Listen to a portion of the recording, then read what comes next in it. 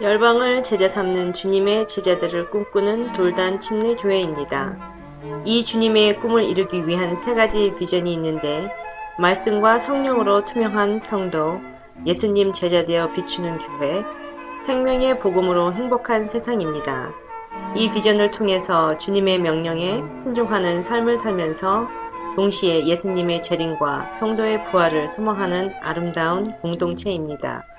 오늘 주시는 생명의 말씀을 통해 새로워지고 다시 회복되며 믿음을 더 뿌리내리는 은혜의 시간이 되시길 기도드립니다. 오늘은 전도서 7장 1절부터 4절까지 말씀을 통해서 죽음에서 얻는 지혜라는 제목으로 말씀의 은혜를 나누기를 원합니다. 보통 죽음이라는 단어를 꺼내서 설교를 하는 경우는 많지는 않은 것 같아요. 사람들이 좀 꺼리는 주제이기도 하지만은 제가 믿는 것은요, 성경이 말씀하고 있는 거라면 우리가 어떤 내용이든지 어떤 주제든지 우리는 강단에서 전해져야 된다고 믿습니다. 왜요? 다 하나님의 말씀이잖아요. 하나님의 영으로 쓰여진 말씀, 우리가 전해야 될 이유가 있다고 생각합니다. 그 중에서 전도서는 지혜의 책입니다. 참 우리에게 많은 지혜를 줘요. 그래서 이 죽음이라는 내용을 통해서도 우리에게 지혜를 줍니다. 이것은 나이 많은 사람이나 어린 사람이나 상관이 없습니다. 모든 사람들에게 있어서 이 죽음은 우리에게 지혜를 준다는 것이죠. 우리가 성도로 불립니다. 그렇죠? 주님을 믿으면 성도로 불리는데, 이 성도는 어떤 사람들입니까? 세상 사람들과 가는 방향과 반대 방향으로 가는 사람들이 성도의 바른 삶입니다. 같은 방향으로 가는 사람들이 아니라는 것이죠. 우리는 돌이켰지 않습니까? 유턴을 했어요. 그러니까 이렇게 가는 사람이라면 우리는 유턴을 한 사람들입니다. 세상 사람들과 사실 옛날에 한번 생각을 해보세요. 세상 사람들과 살면서 튀지 않으려고 우리가 얼마나 노력을 했습니까? 그 가운데 세상 사람들 가운데 함께 가며 그 사람들과 발을 맞췄습니다. 그 우리들의 마음도 맞췄고요, 우리들의 말도 맞췄습니다. 그들의 유행을 따라서 우리도 유행을 따라가는 것을 맞췄고요, 그렇게 따라가며 살았던 사람들이 우리들의 모습이었다는 것이죠. 그러나 세상 사람들과 함께 가고 있는 길이 어떤 길인지 깨닫는 순간에, 그걸 아는 순간에 우리의 발걸음도 돌렸고요, 우리의 마음도 돌리고 우리의 말도 틀리게 하게 된 사람들이 바로 성도들의 삶인 줄 믿습니다. 그리고 성경은 그렇게 살아야 된다고 우리에게 계속해서 강조하고 있습니다. 그런데요, 이런 극적인 변화, 아하 하는 그러한 극적인 변화를 가져오게 한 것은 과연 무엇이겠습니까? 여러분, 제가 길지 않은 목회지만 목회를 하다 보니까 사람이 변한다는 것은 참 어렵다는 것을 제가 항상 느끼게 됩니다. 사람이 변한다는 것은 쉽지가 않습니다. 그 자라온 환경, 문화가 다 다른데요, 그게 똑같을 수도 없고요, 그리고 그것이 바뀐다는 것이 쉽지가 않습니다. 성령님께서 역사하실 때만 바뀌는 것 같아요, 사실. 사람의 힘으로 절대 되지를 않는 것 같습니다. 여러분, 어느 대학가 화장실에 이런 낙서가 있었다고 합니다. 낙서가 이렇게 되어 있어요. 화장실에 신은 죽었다, 대시하고 니체. 그리고 니체, 넌 죽었다, 대시하고 신. 그리고 너희 둘 다 죽었다, 대시하고 청소부 아줌마. 여러분은 죽음에 대해서 어떻게 생각을 하십니까? 이건 재밌으라고 우리가 낙서 얘기를 했지만은, 여러분, 죽음에 대해서 우리가 어떻게 보느냐에 따라서 그 눈이, 시각이 변화되면요, 우리의 삶의 자세가 달라지고요, 극적인 변화를 가질 수 있다는 거예요. 그만치 죽음에 대한 생각은요, 우리를 비참하게 만드는 것이 아니고 우리를 새롭게 만들고 새로운 자세로, 새로운 삶으로 바꿔줄 수 있다는 거예요. 전도서 기자는 그래서 오늘 말씀하기를요, 출생하는 날보다 죽는 날이 낫다, 잔치집보다는 초상집이, 웃음보다는 슬픔이 더 낫다고 그가 이야기를 합니다. 굉장히 역설적이에요. 그렇죠? 굉장히 역설적입니다. 어떻게 이런 말을 할 수 있는가? 도대체 받아들일 수가 없는 말입니다. 그리고 산자, 내가 살아있다면 이와 같은 것에 유심하리로다 하고 말씀하고 있습니다. 여기서 유심한다는 것은요, 계속해서 생각해 보라는 거예요. 정말 그 슬픈 일에 대해서, 안 좋은 일에 대해서, 죽음에 대해서, 초상집에 대해서 한번 유심히 생각을 한번 마음에 새기고 한번 의미를 되새겨 보라는 겁니다. 여러분, 칡 드셔본 적 있으시죠? 칡. 산에서 칡. 저도 어렸을 때 캐본 기억이 있는데, 이 칡을 캐면요, 맨 처음에 딱 씹으면 어때요? 씁쓸해요. 그런데요, 계속 한번 씹어보세요. 계속 씹고 또 씹으면 어떻습니까? 단물이 나와요. 그렇죠? 처음에는 씁쓸하다가요, 그게 싫다가도 나중에 그 단물 때문에 계속 먹게 돼요. 입에 뭐가 묻어도, 흙이 묻어도 계속 먹게 됩니다. 여러분, 죽음이라는 단어가 결코 우리에게 흥미를 끄는 단어는 아닙니다. 달갑지가 않습니다. 반갑지 않은 단어인 것이 사실입니다. 하지만 계속해서 곱씹으면 우리의 삶에 지혜를 주고 우리에게 유익할 줄 믿습니다. 생각해 보자는 거예요. 죽음에 대해 우리 마음에 새겼을 때 그럼 우리가 어떤 지혜를 얻을 수 있는가? 첫 번째로요, 우리가 너무나 잘 아는 거죠. 우리의 인간의 연약함을 깨닫게 돼요. 우리가 얼마나 연약한가. 죽음을 우리가 곱씹으면요, 그것을 깨닫게 됩니다. 자, 2절 말씀 함께 읽겠습니다. 초상집에 가는 것이 잔치집에 가는 것보다 나으니 모든 사람의 결국이 이와 같이 됨이라. 산자가 이것에 유심하리로다. 아멘. 자, 2절 말씀 보시니까 모든 사람의 결국이 이와 같으리로다.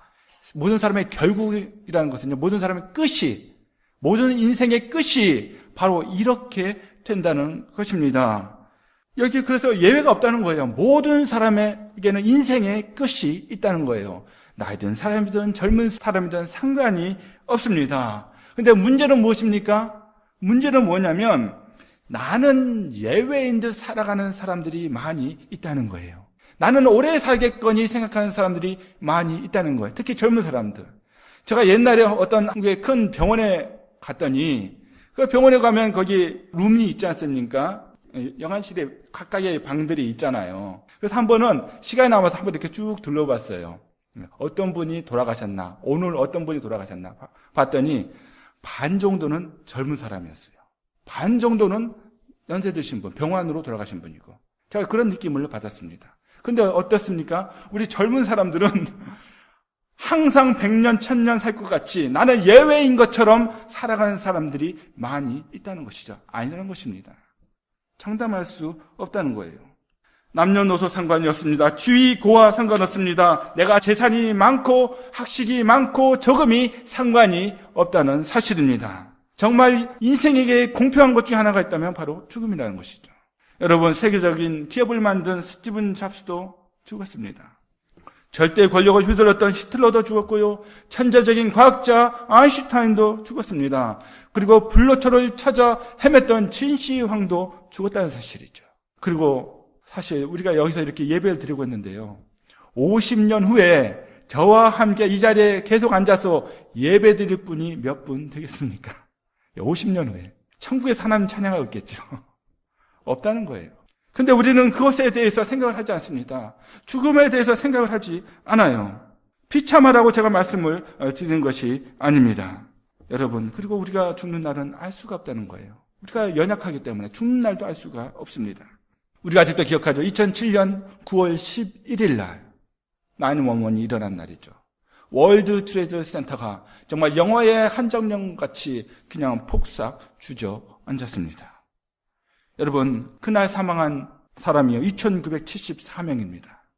경비행기가 충돌해서 빌딩이 폭삭 주저앉아버렸어요. 그 가운데 누가 그날 죽을 줄 알았겠습니까? 아무도 없었다는 거예요. 거기에는 수많은 인재들이 그 안에 있었어요. 엄청난 사람들이 정말 바쁘게 그 빌딩 안에서 일을 열심히 하고 있었다는 것이죠. 평상시처럼. 근데 아무도 몰랐어요.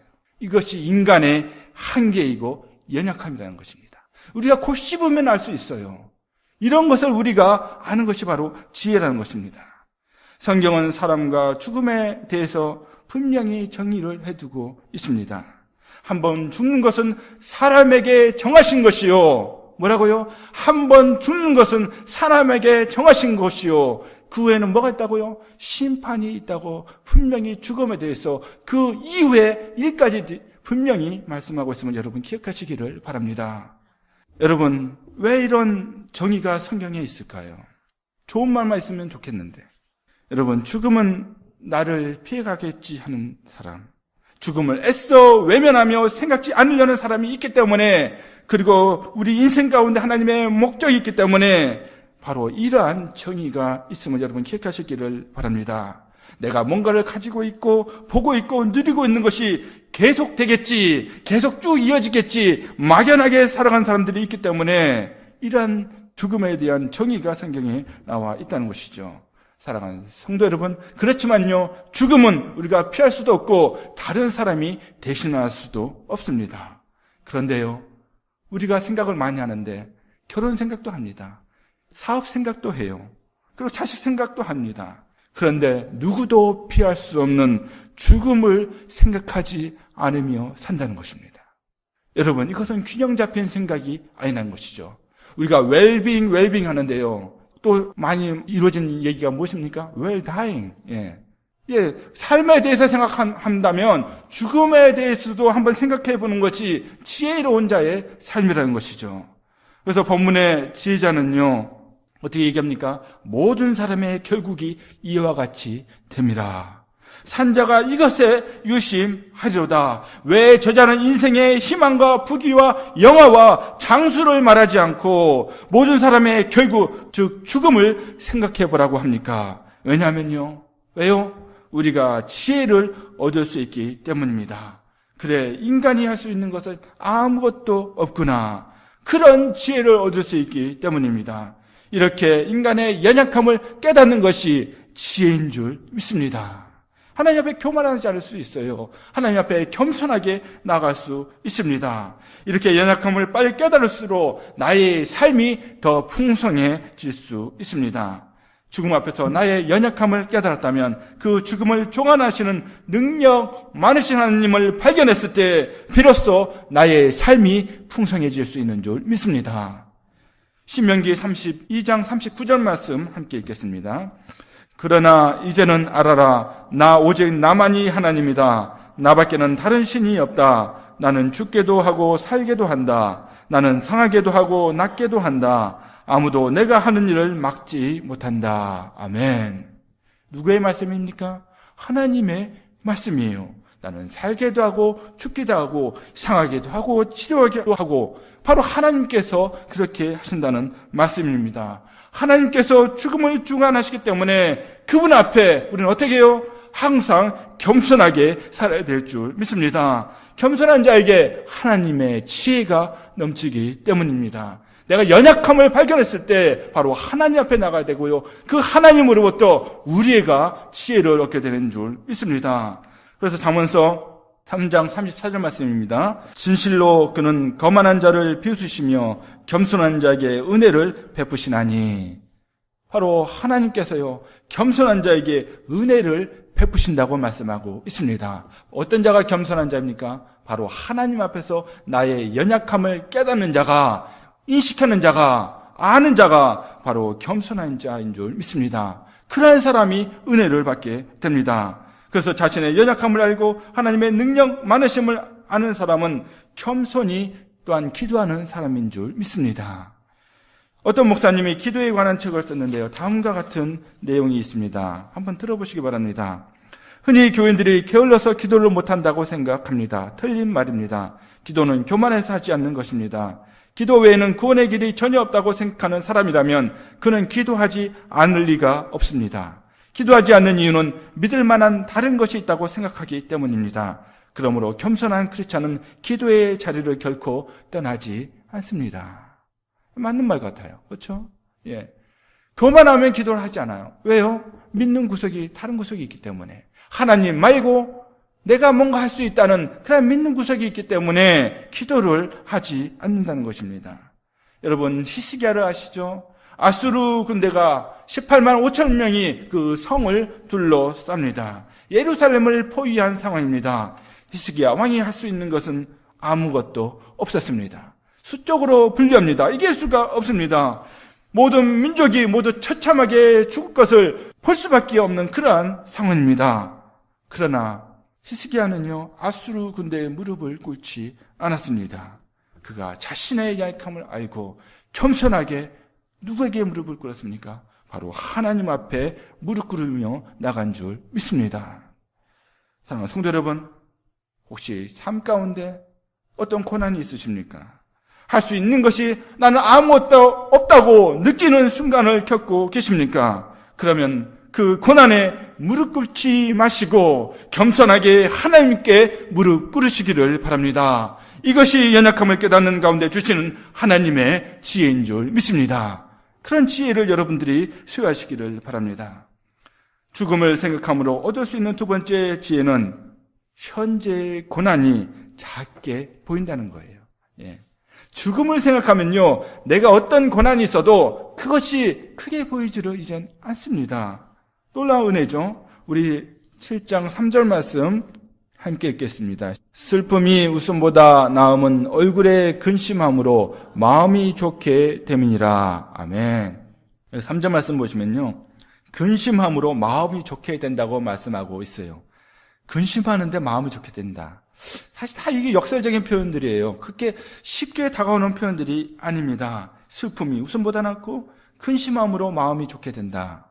이런 상당히 이 역설적인 표현들, 우리가 잔치집에 가고 아기가 태어난 집에 가면 우리의 모든 근심 걱정이 다 사라질 것 같지만은 그 순간 뿐이라는 것이죠.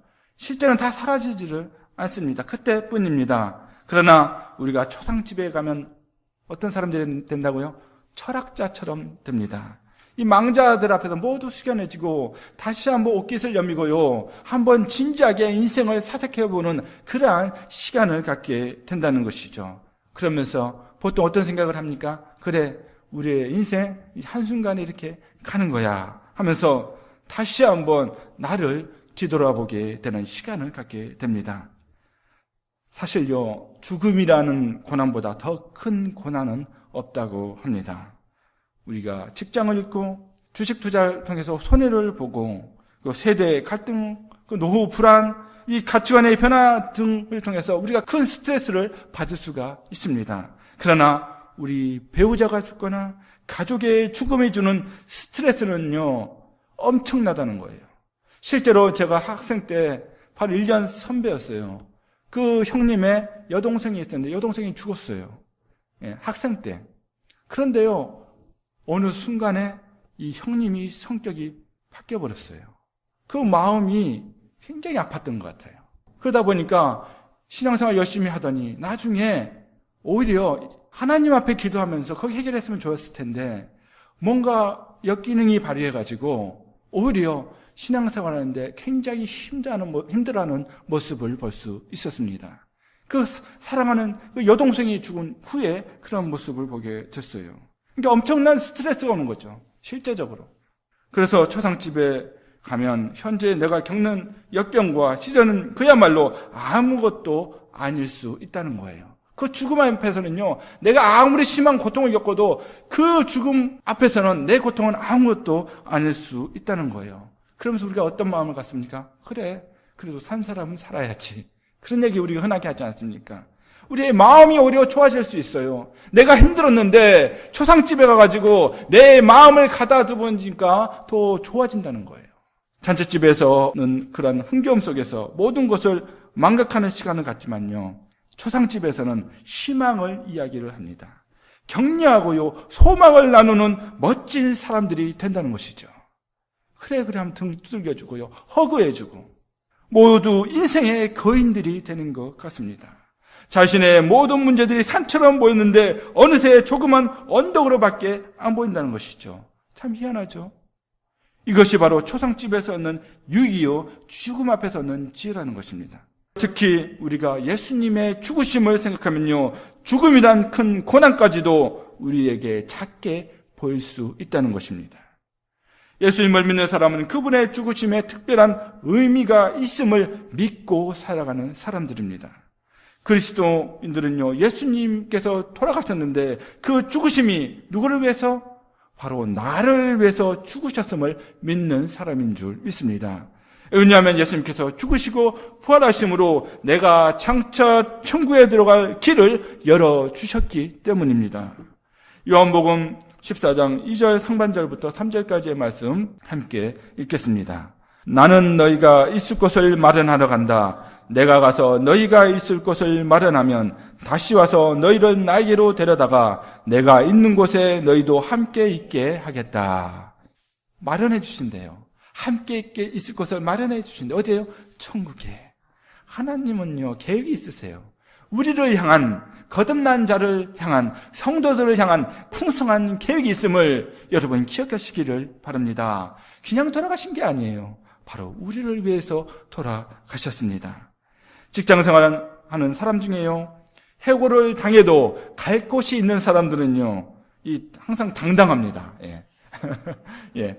잘렸다면 잘려봐라. 나 갈 데 많다. 예. 믿는 구석이 있다는 것이죠. 이처럼 구원받은 성도도요, 이 세상에서 어떤 고통과 고난을 당할지라도, 심지어 죽음의 위협이 있을지라도 당당하게 살아가는 사람들인 줄 믿습니다. 왜요?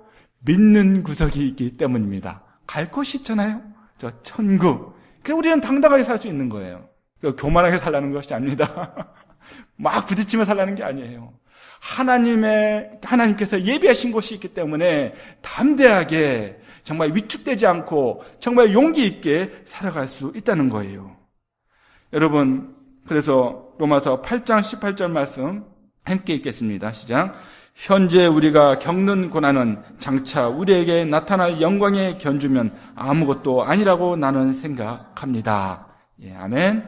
우리 고난 당할 수 있어요. 그렇죠? 아무리 믿음 생활 잘해도요, 고난 당합니다. 항상 만사형통하는 게 아니에요.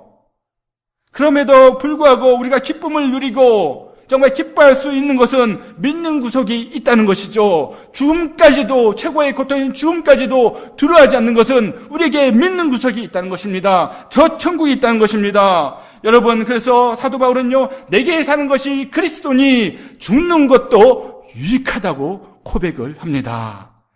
그 마음 속에 천국이 있으니까 그런 거예요. 그러니까 그렇게 강력하게 이야기를 할 수 있는 것입니다. 이 세상에서 죽음을 축하하는 종교는요, 기독교밖에 없음을 여러분 기억하시기를 바랍니다. 그래서 장례식을 어떻게 불러요? 천국 환송 예배. 예, 환송하는 거예요. 기쁨으로 보내주는 겁니다. 왜요? 우리가 거기서 또 만날 거니까. 그런 믿음이 있으니까. 그렇게 우리는 부릅니다. 이처럼 죽음을 뛰어넘어서 영광을 바라보는 믿음은 현재 모든 고난을 극복하게 하는 아름다운 성도의 삶을 만들어줄 줄 믿습니다. 사랑하는 성도 여러분, 경제가 어려우면 사람 마음도 사실 각박해집니다. 살아가는 일이 점점 힘들어지기 마련입니다. 혹시 부부관계에 문제가 있습니까? 자녀의 문제가 있습니까? 비즈니스나 건강에 문제가 생겼습니까? 근데요, 우리가 문제 자체만 매달려 있으면 그 문제를 풀 수가 없습니다. 그 문제에서 빠져나올 수가 없다는 것이죠. 문제에서 돌이켜야 합니다. 그럼 문제는요, 내 인생의 가운데 인생의 한 부분에 불과하다고 생각을 하십시오. 그 문제를 너무나 부풀리지 마시기를 바랍니다. 나는 지금 살아있지 않습니까? 내게는 힘이 있지 않습니까? 사랑하는 내 가족이 있지 않습니까? 그 사실에 감사하고 있다면, 죽음을 이기신 예수님을 내가 참으로 확신하고 있다면 그러한 문제들 우리가 극복할 수 있는 줄 믿습니다. 내가 결코 너희를 떠나지 않냐며 너희를 버리지 않겠다는 주님의 약속을 붙들고 산다면 그 모든 고난을 우리가 극복하며 살아가게 될 줄 믿습니다. 세 번째로, 죽음을 생각함으로 우리가 얻을 수 있는 유익은요, 더 의미 있는 것을 우리가 발견하게 된다는 겁니다. 우리 1절 말씀 함께 읽겠습니다. 아름다운 이름이 보배로운 기름보다 낫고 죽는 날이 출생하는 날보다 나으며. 아멘. 이 말씀 보니까요, 아름다운 이름이 보배로운 기름보다 낫다고 말씀하고 있습니다. 이름, 기름, 발음도 비슷하네요. 예, 기름은 풍요로움을 상징을 합니다. 보배로운 기름은요, 남부러울 것 없이 잘 먹고 잘 사는 것을 상징을 합니다. 그리고 이름은요, 한 사람의 전 인격을 의미를 합니다. 유대인들은 그 이름을 매우 중요하게 생각하며 살아가는 사람들이었습니다. 유대인들뿐만 아니라 일반적으로 다른 사람들이 자신의 이름을 먹칠을 하게 되면요, 그 실추된 이미지를 회복하려고 어떻게 합니까? 당신 나 명예훼손했어? 하면 고소하지 않습니까? 그렇게 사람들은요, 자신의 이름을 굉장히 소중하게 생각하며 살아간다는 것이죠. 그래서 전도서 기자가 누굽니까? 솔로몬인데, 솔로몬 세상의 모든 부귀 영화를 모두 누렸던 인물이지 않습니까? 그는요, 참으로 보배로운 기름과 같은 삶을 살았던 사람이 바로 솔로몬이었습니다. 보배로운 기름이 무엇인지 그는 분명히 알고 있는 사람이에요. 근데 뭐라고요? 보배로운 기름보다 아름다운 이름이 더 낫다. 그가 고백하는 겁니다. 인생을 다 살아봤어요. 다 누려봤어요. 그런데요, 그 삶의 기름진 것이 중요하지 않고 내 이름이 더 중요하다는 것입니다. 어떤 이름이냐가 이제 문제겠지만, 이제 솔로몬은요, 인생의 말년에 죽음을 앞둔 인생의 선배로서 정말 의미 있는 것을 발견을 했습니다. 그것은 바로 아름다운 이름을 남기고 세상을 떠나는 것이 더 의미가 있다는 거예요. 젊은 사람이든지 나이 든 사람이든지 바로 아름다운 이름을 남기는 것이 너무나 중요하다는 거예요. 독일의 독재자 아돌프 히틀러는요, 항상 죽음에 대한 공포를 갖고 살았다고 합니다. 심한 공포감에 그가 살았어요. 왜냐하면 자신의 손에 쥐고 간 수많은 유대인의 망령들이 그를 괴롭혔다고 합니다. 히틀러는 한 부하에게 자신의 미래를 예언할 사람을 데려오라고 명령을 내립니다. 그러자 부하가 그 나라에서 가장 유명한 예언자를 데려옵니다. 이 사람은 미래에 대한 적중률은 100%입니다. 지금까지 단 한 번도 그 예언이 빗나간 적이 없습니다. 각하의 미래를 이 사람이 분명히 예언할 것입니다. 히틀러는 자신의 운명을 예언하라고 다그쳤습니다. 예언자는 눈을 지그시 감고요, 콜똘히 생각하더니 무겁게 입을 열었습니다. 당신은 유대인의 축제일에 죽을 것입니다. 당신이 세상을 떠나는 날이 곧 유대인들의 축제일이 될 것입니다. 여러분, 한 사람의 죽음이 어떤 사람들의 축제일이 된다는 것, 얼마나 불명예스러운 말입니까? 이 예언자가 죽음을 각오하고 얘기한 것 같아요. 당신이 죽으면, 히틀러 당신이 죽으면 모든 유대인들이 기뻐서 축제의 날을 맞이할 겁니다. 얼마나 불명예스러운 말입니까? 한 인생의 평가는 언제 점수가 매겨집니까? 바로 죽음 앞에서 매겨지는 줄 믿습니다. 그래서 죽음을 깊이 생각하면 오늘 내가 어떻게 살아야 하는지 그 방향을 잡을 수 있다는 것이죠. 그래서 매일 생에 살아가면서 우리가 마지막 날처럼 우리가 살아가야 될 줄 믿습니다. 설교자는 오늘 내가 설교하는 것이 마지막 설교인 것처럼 설교를 해야 되고요. 성도들은 말씀을 들을 때 오늘 내가 마지막 말씀을 듣는다고 생각하고 하나님의 말씀 앞에 서야 될 줄 믿습니다. 여러분, 그러면요, 우리의 자세, 마음 자세가 달라질 수 있다는 거예요. 제가 전에 말씀을 드린 적이 있었던 것 같은데, 저희 가정이 이제 부모님과 함께 한 6, 7년 정도 살았습니다. 그때 저희 아버님은 예수님을 믿지 않았습니다. 그리고 이제 집에 제사가 있었어요. 그럼 집에 제사가 있으면요, 저희들이 사남 1년인데 형제들이 다 모입니다. 그럼 형제들 중에 저희 식구만 쏙 빠져요. 절을 하지 않았어요. 옆에 작은 방에 저희들은 그냥 가 있습니다. 눈에 그냥 안 보이게 그냥 뒤로 뚝뚝 빠졌어요. 그러면 아버지나 말씀하세요. 그때마다. 왜 코 큰 사람의 서양 사람들의 그 종교를 한국 사람들이 믿느냐. 외국 종교라는 거죠. 그때마다 제 마음에 걸렸던 건 뭐냐면, 참 기독교가 예절도 없고 참 버리장머리 없는 종교로 이게 비춰질까 봐. 그게 참 제 마음에 걸렸습니다. 그렇게 생각하겠죠. 그래서 오늘부터 제가 수정이하고 찬욱이한테 할아버지가 퇴근하고 돌아오실 때마다 훈절을 하게 했습니다. 처음엔 제가 시켜서 했어요. 아이들이 했어요. 처음엔 제가 시켜서 했는데 나중엔 아이들이요, 할아버지 기척소리만 나도 막 달려가서 큰절을 넙죽하는 거예요. 이거 찬욱이도 아니고 수정이도 아닙니다. 그때 자료 사진이 없네. 근데 저를 이렇게 비슷하게 했어요, 진짜. 그럼 넙죽 절하면요, 할아버지가 얼마나 좋아하는지요. 이조시도도 아닌데 얘네들이 날마다 할아버지가 퇴근할 때마다 와가지고 큰절을 하니까 너무나 할아버지가 좋아하는 거예요. 근데 우리 아이들이 제가 시키지도 않았는데 막 달려가서 한 이유는 뭐였냐면 그때마다 할아버지가 용돈을 주셨어요. 그러니까 이제 내가 시키지도 않아도 가서 열심히 절을 하는 거예요. 할아버지는 기뻐하고 좋아하고. 예. 어디 그런 아이들 어디 있습니까? 그러면서 저희 어머니가 이제 저희 편이 되어주셔서 한 말씀 해주십니다. 죽으면 다 소용없다니까 살아있을 때 더 잘해야지. 예. 그러니까요, 저희 아버님한테 뭐 제사 때 절해야 될 것이 뭐 수십 번 해야 된다면 그거는 우리 아이들은 이미 다 했어요. 살아계실 때. 효도 다 했어요, 벌써. 예. 그러니까 마음에 부담이 없습니다, 저희는. 예. 네, 부모 형제, 교회 형제 참여를 보는 것이 참 오늘이 마지막이라고 생각해 보시기를 바랍니다. 오늘이 마지막이라고. 우리의 말과 행동이 달라질 수 있습니다. 그렇죠? 오늘이라도 내 곁을 떠나는 사람이 있다면 그 사람을 내가 미워할 수 있겠습니까?